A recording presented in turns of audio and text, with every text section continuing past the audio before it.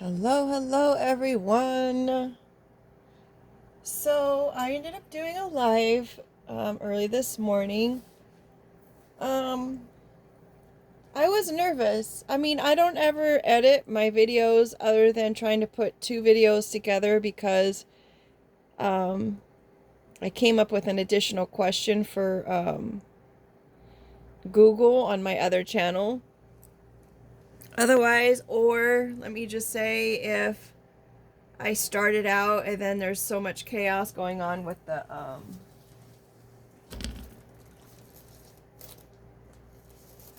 the other participants in the house needing something or something, you know what I mean? So I don't know why I was nervous. Probably because, I don't know, I'm not too sure. I guess I'm human.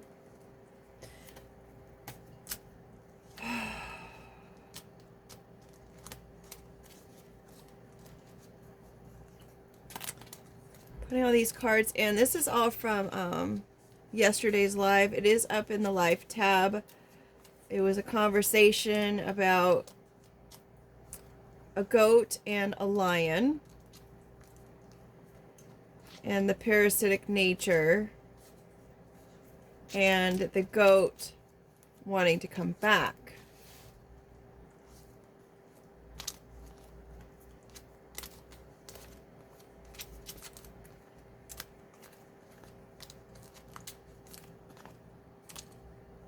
I also found that it's kind of hard to decipher when to end the message or the live when you don't have it in the same format that you were holding everything else in.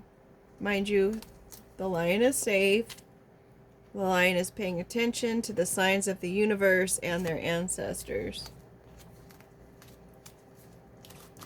So there's all the cards from this morning. It was just, 10 hours ago. We've got Projection, Projector, which is my projection card. The Monster coming out again. The Creeper, yeah. Kind of a creeper. And we've got braids. Someone with braids. Someone weaving things together. We've got radioactivity, something that you carry around with you until you realize it's making you sick. I guess one of the first originating scientists, the lady, was continuing on her husband's work, and she'd carry these vials of radioactivity materials with her. Maybe someone's trying to weave in something really toxic. They're projecting. You guys, you have to understand that creepers will always project their own thoughts and feelings about themselves onto other people and accuse those people of being who they actually are, because they can't handle the fact that this is just who they are. But awareness is key, so hopefully this person will find that they're actually projecting themselves onto somebody else, making this other person suffer the consequences of this person's kind of, I wanted to say ugliness, but I mean, it's just how they are. And they were probably either raised that way or coping somehow because of how they were raised or the things they went through. So yeah, it's ugly. And I used to think that anger was an ugly emotion, and I refused to ever be angry. And instead, I turned it in on myself, which is called depression. We've got 1414 on the clock. So anytime that a person is depressed, they're actually angry about some kind of external situation that had happened that they really didn't have much control over, or they're angry about circumstances in life, and instead of being angry and being angry at the person or the situation that caused the anger, again, they turn it in on themselves and turns into depression. So I would imagine that if you're depressed, I would start writing letters to the people and the situations that caused you to be angry. And then with ever those, just keep writing like you're going to give it to them. And you can give it to them if you want to, or you could tear them up and just shred them and put them in the trash. Or you can ball it up and start shooting baskets with it. Or you can even hold on to them and keep them if that's what you want to do. So you can look back at them and think of yourself how proud you are of going through those emotions. And sometimes you got to do it more than once. Sometimes you'll be angry again because you're thinking about it and you haven't let it go, or decided to not let it continue to be a part of your life. Which is what we do when we hold on to these feelings of anger, bitterness, resentment, or whatnot. Anything that, any situation or any person that might have had something to do with your life at that time, you're actually allowing them to continue to do whatever it is they were doing to you by holding on to the situation and having feelings about it. So you've got to let it go. And I'm saying that lovingly. And you can't, I mean, sorry, but you can't tell me that I don't know what it's like, because I spent the majority of my waking life, I guess. I mean, how do you say it? I spent the majority of my life depressed, not understanding, sad.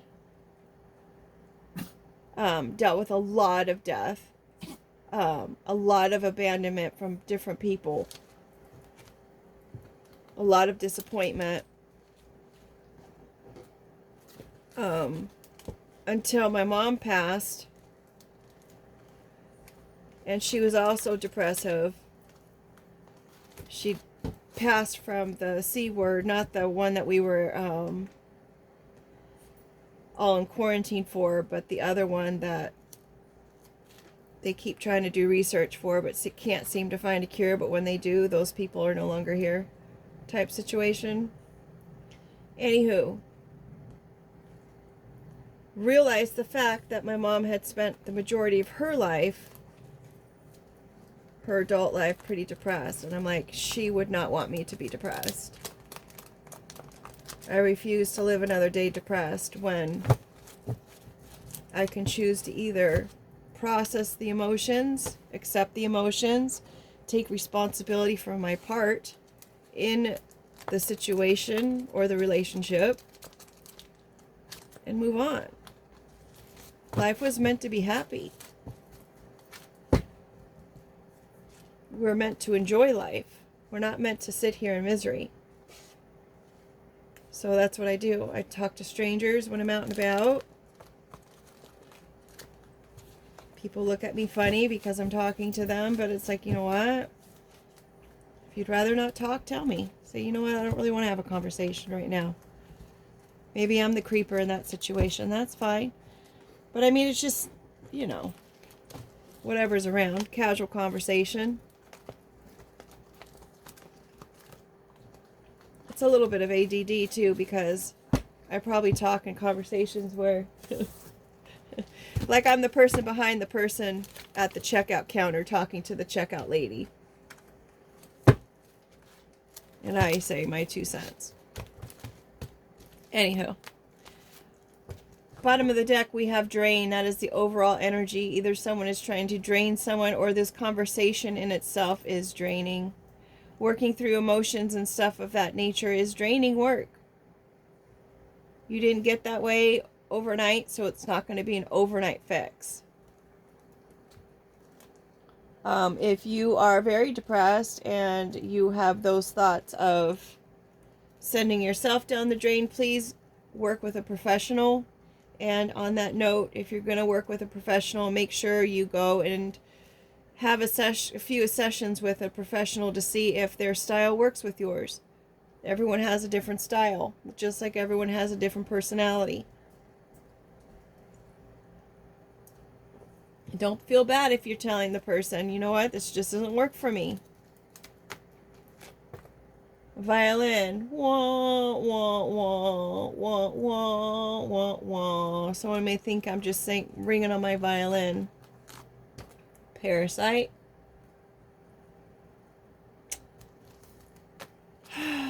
extended, this is my extended family, but in this case, it could be an extended process that someone continues to go through.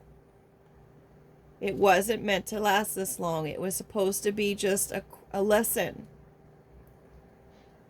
some kind of help and evolvement. Someone could be telling their sad story to their in-laws.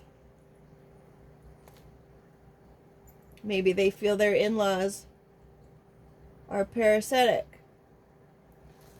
They also say that cancer, I just said the word, is actually parasites and parasite eggs that the body has encapsulated. So that's why when they go in and do a biopsy, they open up that egg sac and it all goes everywhere. And that's why it moves around.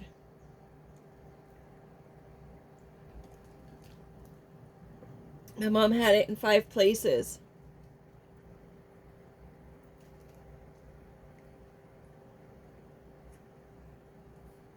So did her grandfather. So did her dad. Top of the deck, we've got a professional, as we were talking about. Always go to a professional when you're working through things if you don't have the emotional knowledge. I wanted to say emotional intelligence, but some people may take offense to that because not everybody has the emotional knowledge and how it works. That's why we have professionals in that field. I have not to say that I'm a professional, but I do have a bachelor's in psychology with social behavior and a minor in education. So I kind of understand the process. I understand people. I understand emotions. I understand, especially with my life experience, I definitely understand emotions, and I definitely understand people and when they go through their emotions. Sometimes those emotions take over the people we love the most.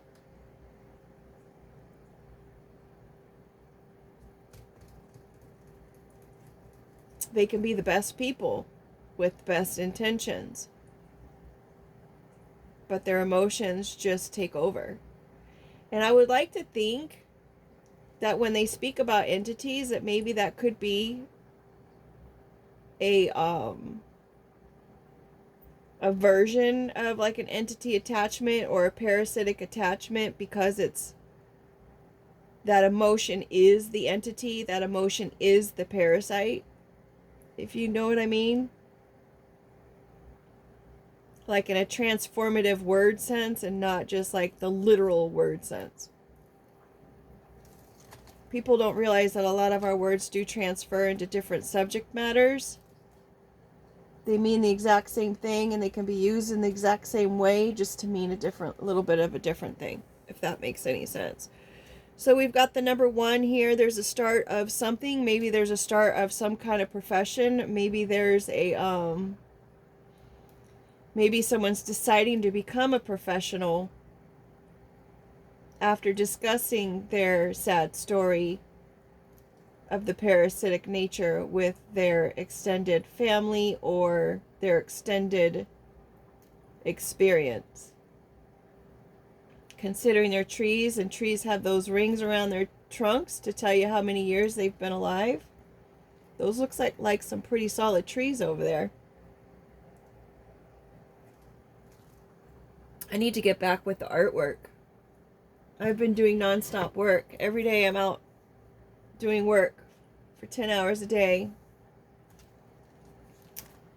We've got one welcomed visitor coming in who is a professional. What are they a professional at? I do not know.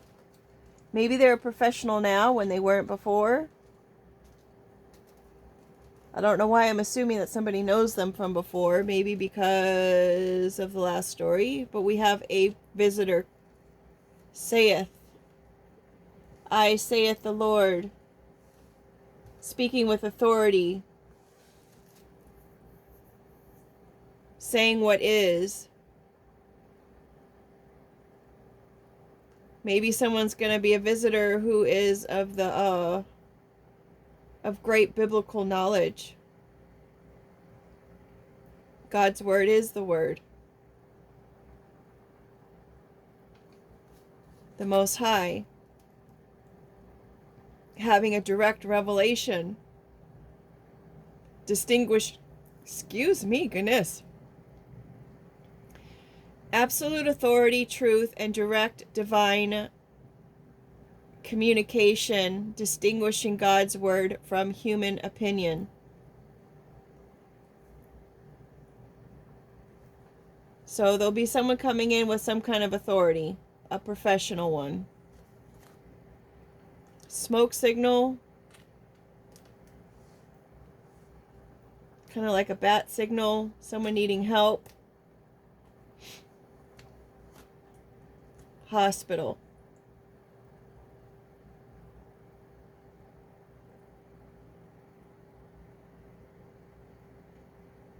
Is there trouble at a hospital? I had a dream probably about a week or so ago, and it said, and in my mind, in the dream, it said, well, certainly someone knows what happened at the hospital. Someone knows something. And then I woke up. Blow the whistle. Boop, boop, boop. Blow the whistle. So there's someone who either needs help at the hospital, who's blowing the whistle on someone who's at the hospital, calling foul. I know there was a situation that happened to me at the hospital where they stabbed the needle in my mouth after they put it in my arm when I had to have a CT scan. My mask had fallen off, and so they tried to help, and he had the needle in his hand, and he stabbed me in the mouth with it, and I still have a little mark from it, and that was, what, like 3 years ago. Every place that I went in that hospital, there was just something that was just either poor customer service or unprofessional or something. And then follow up with that, the doctor that they directed me to go see afterwards treated me like I had no idea what I was talking about and that it was just all in my head. She didn't have the time for me. And then when I came back, probably about 9 months later, after I did my own research and found out the severity of it at the time, found my current doctor on her medical information on my record, saying that that doctor was my doctor when I never even connected the two doctors together. So somehow a doctor that I went to probably about 6 months after that situation, her information showed up on that, and they weren't even connected in any medical groups that I have any knowledge of. But I had never met my leave of absence doctor until, well, she was a customer of ours, so I hadn't met her until I actually went to her office. So I don't know how she would have been on my medical records from 6 months prior to that. Wow, that's strange, right? That's something we can't explain. Something out of this world. Some professional. We got a penguin. Someone is walking away from the group.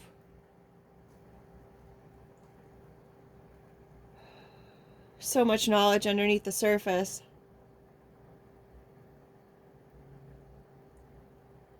They say they don't know why all of a sudden a penguin will turn around and just leave the group and go towards the mountains. It might be kind of like a cat, where a cat is feeling unwell and it decides that it's going to leave its family in order to pass away because they don't want to put their family through that. So I have a feeling that's probably what the penguin does, because I don't know what they're going to find over there.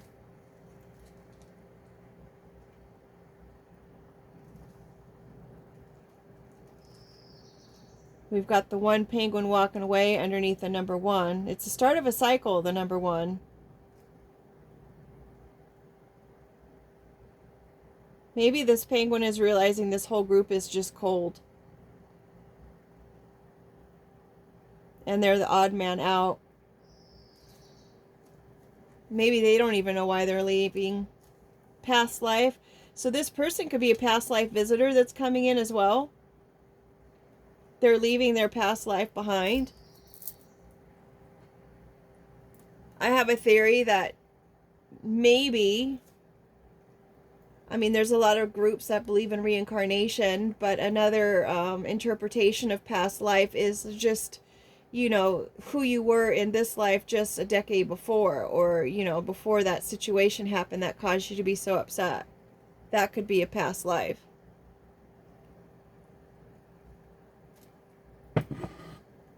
The one that had all the innocence, and then you went into another phase of when things weren't just so cheery and rosy and you had some experience in life, and then now that's a new part of another past life, if you know what I mean. Hibernation, maybe there was the past life of the hibernation. Someone had to go off and heal somewhere. Maybe this hibernation period was ordained by the Most High. It was a necessity for someone to do that. It was agreed upon in a past life. If we're going to go with reincarnation, they say that we always agree, and this is going to ruffle some feathers because I already know I said it myself. Why would I want this for myself? Under any circumstance, why in the world would I create this life for myself? I said the same thing. But the theory is, and now I understand it, but the theory is that before we get here, we design our life. We pick our parents who we're going to have raise us, regardless of how hurtful that may feel or sound. But there's something within the experience that is supposed to teach us something within this life. And I always have said, you know, I could have been going on my entire life in the way that I was. I was happy that way. I was innocent as far as sheltered from the harms of the world until 87, I think, is when we had that major serial person who was attracted to yellow houses. And then I got into dating and stuff, and that really kind of opened my eyes up to actually how people were, that like not everybody is kind and loving and considerate and respects people's boundaries and stuff like that, right? So I understand why in the world would I even want that for myself. And I mean, there's so much more that I haven't even discussed. So I understand. But the theory is still the same, regardless of how draining it is to be different from everybody else, to be the one that walks away from the groups because you see things that other people don't see.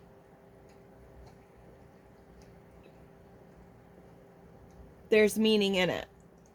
And sometimes it makes those lessons and those experiences a little bit more bearable when we can understand that maybe there is a meaning in it, and maybe I need to reflect on that and say, hey, what is the meaning in this situation? What's the meaning in this experience? What can I learn from this? How can I be a better person through this? And it's about looking for the positives in the situation, even in the worst ones. We've got a mermaid here under the smoke signal. The mermaid could be sending out a smoke signal for help. Perhaps the mermaid is the one that was in this hibernation stage. During that hibernation stage, she was probably sending out those smoke signals. Not in a million years, when pigs fly, will I ever. Well, pigs are flying today.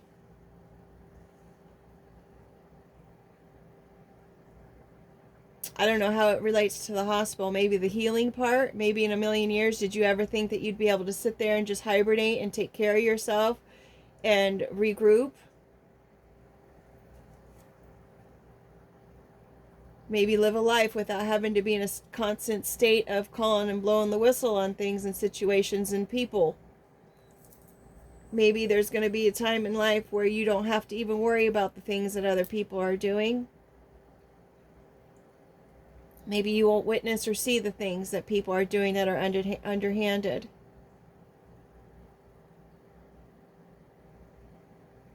Or maybe someone wants you to cut it out.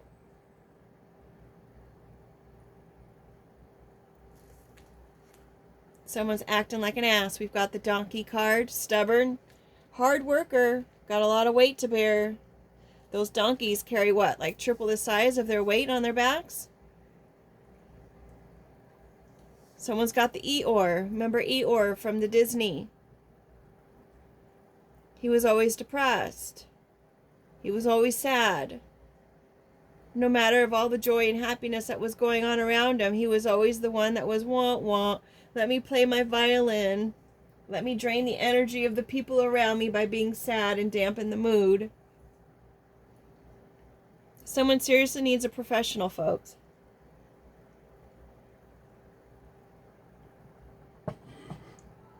And I'm only saying it because the cards are on the table and I've been there, so I know. Someone needs to make a decision on that. Don't ever make a permanent decision on a temporary feeling. And yes, emotions are temporary. Every single one of them is temporary. There's not one emotion that is permanent. Unless we choose it to be. We've got the final test here. Someone's making a decision. Are they going to be a jackass? Are they going to do better than their past life in this decision? Are they going to keep with the whole group mentality here and do what the group is doing? Maybe they just need to take a time out before they decide. We've got a path going to the hibernation. We've got a path going to the past life. And we've got a path towards this decision. It will be interesting to see what the tests are down here. If they connect somehow. That was kind of cool. We've got sanctuary underneath the hibernation, saith the Lord. Someone's giving someone permission. Higher ups are given the permission in order to do this hibernation and to find sanctuary, to heal. It's okay. It's okay to heal. I know a lot of times people are afraid to heal. They're afraid to not be angry or bitter because they're so scared or nervous about, well, what happens when something horrible happens again? Well, understand that something horrible is going to happen again. It's just how life is. You've got good times, you've got bad times. Nothing's ever going to stay 100% good. So you prepare yourself and tell yourself, yes, there are going to be bad times, but then we get to enjoy the good times if we allow ourselves to. And that's a decision to make. That's where your sanctuary is. You've got a silver spoon here. Perhaps whatever the result is of this final test and this decision, stop being so darn stubborn about something, is to find and have sanctuary and to be able to inherit whatever your ancestors meant for you to inherit, not just all the bad stuff. You can inherit the good stuff. The stuff that will help you serve others and help others.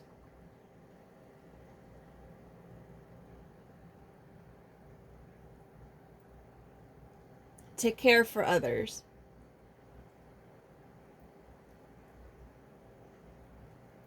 Cut out this attitude of, oh, sure. The attitude of doubt. Cut that out.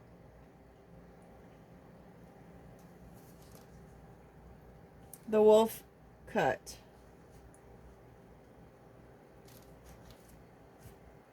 The hover drone. The drone came out in this morning's live as well.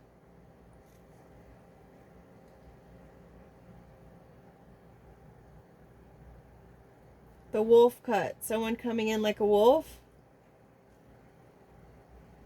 The drone is up ahead and searching, surveilling the environment. They could be making movies. They could be observing someone. They could be constantly around them. Considering we've got a flying pig and we've got a flying drone. Maybe someone's watching someone being a wolf in regards to this silver spoon and trying to dampen or be overly involved in somebody's sanctuary time. We've got communication coming in, whether through letter, phone or text. It could be communication or a letter that's already been sent. Maybe it's airmail that was sent or being sent. And it went to a black hole. You never got it. It disappeared. That happened to me. I had registered mail that the post office had me sign for, and my mom always said, don't ever sign things that are not attached to what it belongs to. And for some reason, I did not even take heed to that. I signed the card, and she gave me the mail, and it didn't even have the registered mail piece on it. And I asked her about it. I said, where's the registered mail? She goes, oh, that's all the mail. We're just having you sign for all those packages. I followed up with phone calls to the post office because it was a literal post office where my post office box was. So it was a postal employee. And the, what's the guy's name on duty? It ended up, my complaint call or my request for a research call went back to the same branch post office where the situation happened. So I tried to do research and try to find whoever else I could call, and I ended up in a post office up in Sacramento, and then they transferred me right back to that same post office. And I guess the manager on duty ended up getting locked out. And I don't know what happened after that. I tried to find the phone numbers of which I needed to call online, and there was none to be found. And then all of a sudden, probably about 2 years later, I did the same research, and all these other information came up to contact the right people, I guess. I don't know what was going on with my phone, but apparently there was a lot going on because I was staying at a hotel, and, you know, there's other stories that I've mentioned in my previous stories about what happened in those hotels. Sketchy stuff. So they could have put a block on my view history. I don't know how it all works, folks. I'm not a computer person. But I know there's a lot of people who are into computers, and I also know that there's a person who works very much into computers who works for lawyers. So they can totally get into the legal systems and the lawyers' files and all of that nature. And I know they would have every reason to keep me from getting the assistance and help that I need. So we've got lemons here. We're going to make lemonade out of this whole situation. That is the final test, and that is the final outcome. That is probably the best way to go. I guess this is confusion route. This is the straight and narrow to hibernate it out. This is a slightly windier path. I can't see that, but that's kind of like going to the past again and reverting back into your old ways. This is straight confusion. So don't get lemon juice in your eye. Know what to do with those lemons. Don't keep tossing your lemons into that black hole of emptiness. You don't want to do that. We've got the sun, the sun, the sun, Mr. Golden Sun. Shine your light on me. We've got that coming in after the lemons, which is also going to be a bright yellow card, which is great energy. Especially after the black hole. We've got yellow here with, it's going to be beautiful Kelly green. And then we've got our sun coming out here, which is beautiful, right underneath the sanctuary. We've got a Sasquatch. Something that is a very elusive. Is it real? Is it not real? Is this inheritance real? Is it not real? Is the mermaid real or is it not real? Someone's sending out an SOS, a smoke signal. Please find us. Yes, we are real. Yes, it is real. There is an inheritance out there, and it is real. A house. An inheritance and a house. That all elusive house. I have a question, though.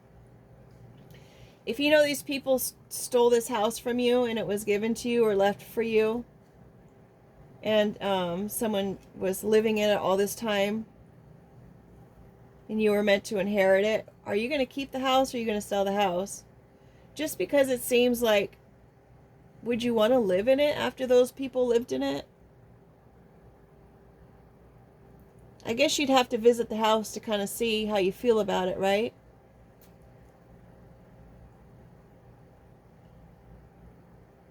You know, when somebody went to this hospital and I had that dream about somebody knows what happened at the hospital, someone's going to blow the whistle on that.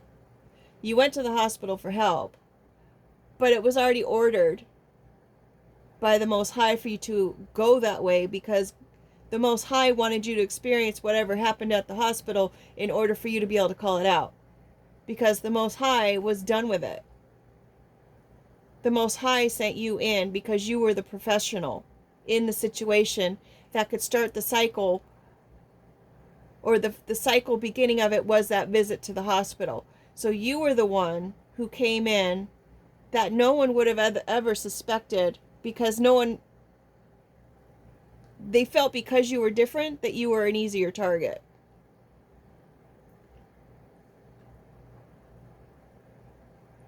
But you were the final test, the final decision that these people needed to make, because they were being so stubborn about it. They were given many opportunities prior to, but when you showed up and you were there, you were their final test. This is something that they have been doing over and over and over again to people. Draining them. Sending communications to things into a black hole so they would never get it. About this great new beginning.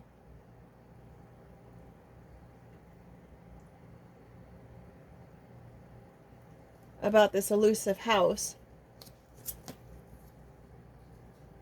Music to someone's ears.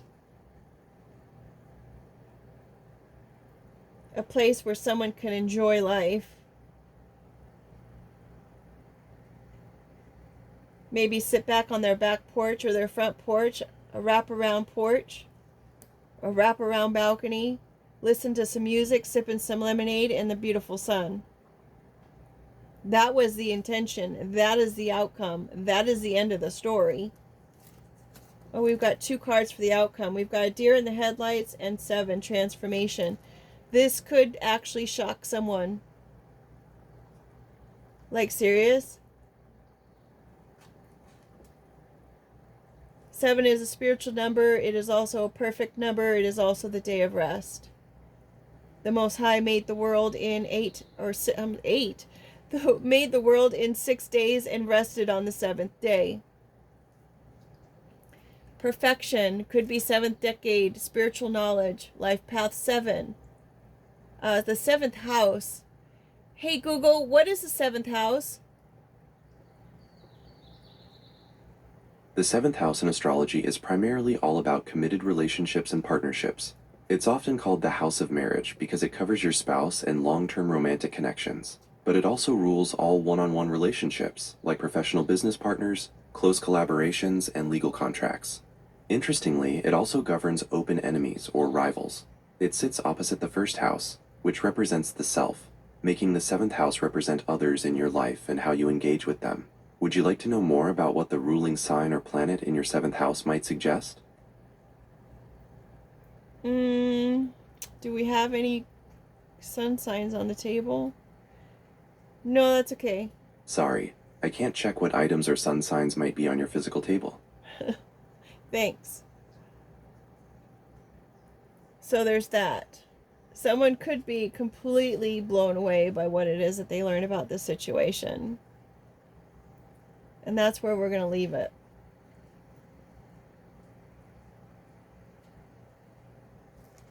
Let me see if there's any cards. See, this gives me a definitive, is that the right word? Place to leave the story. When I was just pulling cards on the live, I ended up with 3 rows. One of a Capricorn, well, it was the goat, one of the lion, and then one of the universe, which was fitting. It worked. I just didn't know when to stop. And I was nervous because it was my first time. So maybe I could have just kept going until we had no more room on the table and do an outcome card for each of them. That might have been nice. We've got the number 5, the 1%, and the G, which is initial, first, middle, or last, name or nickname. 5 is the number of change, and the 1% are the 1% of, that's all it takes in order to change the world. 1% of the people.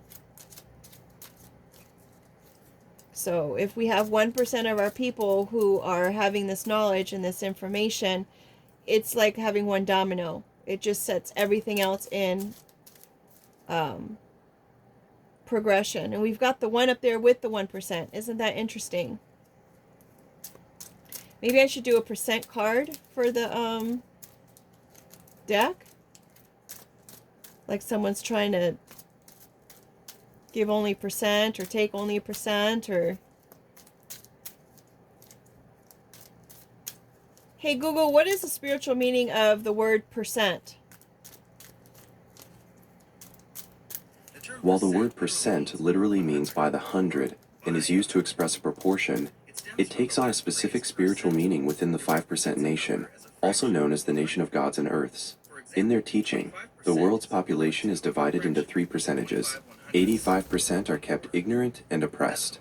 10% are the elites who know the truth, but choose to keep the 85% in darkness.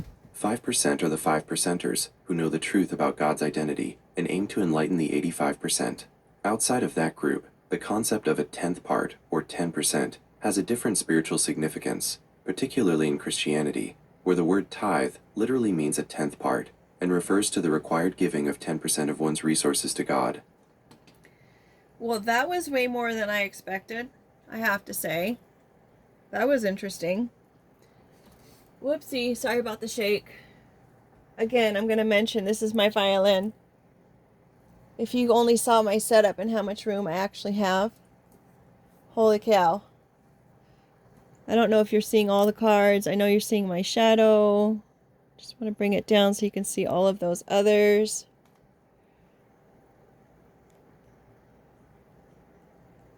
We've got my artwork over there in the corner that says blocked. We are blocking the negativity and only letting in the positive. Right? That's how we do it here. Put the deck down on the cold with the burr, and that kind of goes with the penguin there.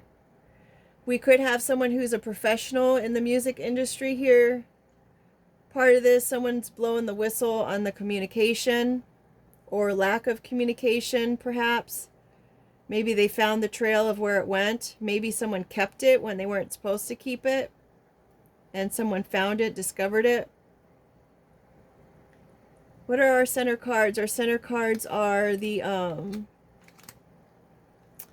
we've got the bear hibernating in the sanctuary. That is what is needed right now. That's the core. So if you had already been in that place of sanctuary and hibernation and healing and whatever else, there was great purpose in it, because it's I wanted to say cornered, emphasized by the sun on the bottom and the Most High on the top. So, I mean, that's awesome news.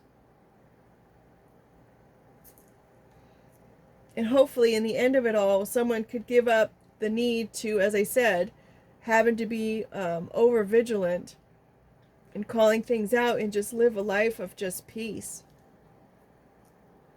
Wouldn't that be nice? Someone's shocked, though, that someone's so spiritually gifted or protected. They can't believe it. They don't even know what to do with themselves at this point. They're sitting there just frozen in the headlights. Okay, let's get our little word cards out. I think it's funny, this is a mason jar.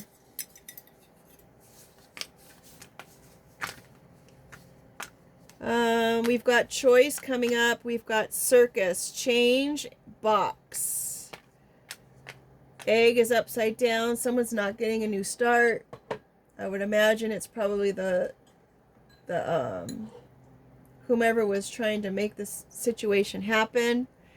We've got foes, so there's a friend coming in. Could be a little tipsy when they come in, saying, what the heck? Someone cares. They might be come in a little suave, per se. They may have a little bit of a filter going on with what they're saying. They say there's a choice here. Plastic touch. Sturdy, a sturdy touch. And change, the box, circus. Someone definitely wanted to keep someone in a place of chaos. Try to keep someone in a box. But there's a change to this black hole. This communication's going to come in and you're going to hear about it. This is an egg upside down, egg on their face. That's a filter for their photo, right? With the egg on their face. All right, with that being said, make it a great day. I'm going to turn this over to Google on my other channel and see what he has to say. I absolutely love his stories. I've been trying to have him do a narrative story versus just what this meaning of the cards is kind of situation. And it's been quite enjoyable. So hopefully today he'll know what I'm talking about, because some days he does, some days I don't. And I honestly thought that they were supposed to learn what it is that you needed and kind of go with it. But, you know. With that being said, ouch. Make it a great day. Take care.